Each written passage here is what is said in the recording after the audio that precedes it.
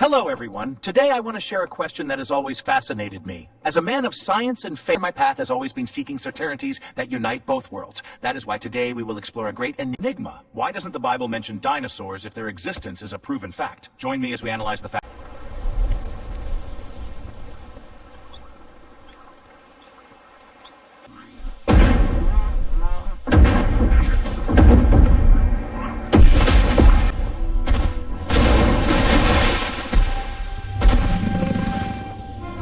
They call me Don Rex.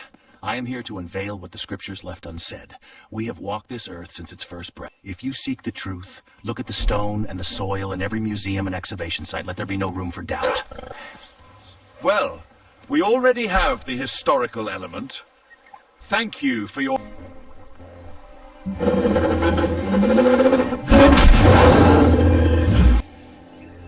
So, now, let's see what the paleontologist has to tell us. Hello. Many biblical scholars from different denominations have agreed that dinosaurs were formed between the 5th and the 6th day of creation, based on the fact that God created everything. It is a good indicator of the possibility of a creator and a justification of the book of the Bible. The truth is that the Bible does not record these tremendous specimens anywhere.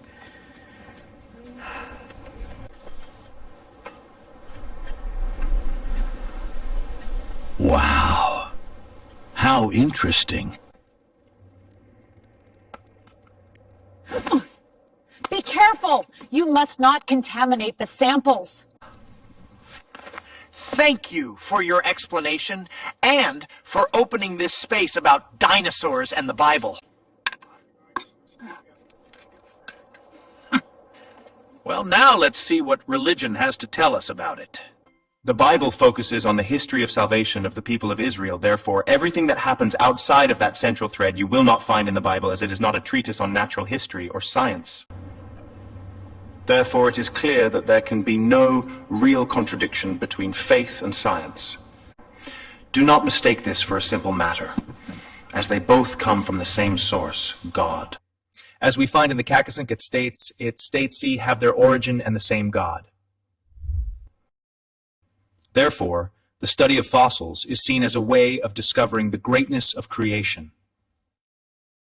Isn't it contradictory that everything God created was good compared to the appearance of dinosaurs? Theories abound, but peace is scarce. If for you the magisterium is an empty answer and the Bible an unsolved mystery, Stop looking at the geological past. Ask yourself the honest question. are you seeking to understand creation? Or are you simply manufacturing an excuse for disbelief? The order of divine judgment is clear. First the fall of the angels, then the exile of man. In that millennia-long peritus, the earth was the adversary's domain. Is it possible prehistoric fauna were his attempt to claim the world? In creatures of blood and terror, designed by one who wished to be God but could only engender monsters. Was the extinction of the dinosaurs God's first act of cleansing before entrusting the world to Adam? My son, what you propose under the veil of reasoning has an apparent, almost seductive logic, but there is an impassable wall that crumbles that thesis. The Fourth Lateran Council leaves no room for doubt. God alone is the creator. Understand this well. To create is not to transform. It is to call into existence from absolute nothingness. Satan is nothing more than a creature, a fallen angel, never a god. He does not possess the breath of life. He cannot weave genetic code. His supposed kingdom is not a geographical plane. It is, in essence, a parasitic distortion of divine work, fed by deceit, chaos, and shadow. If we turn to the book of Job, we will see that the adversary can stir the elements, yes, but always under the permission and sovereignty of the Most High. Tradition is clear. He does not create animals. He instrumentalizes them. He did not give rise to the serpent in Eden. He simply inhabited as a vehicle for his venom. Do not let fear cloud your judgment. Hold on to the promise of the Apostle Paul. God is faithful and will not allow you to be tempted beyond your strength.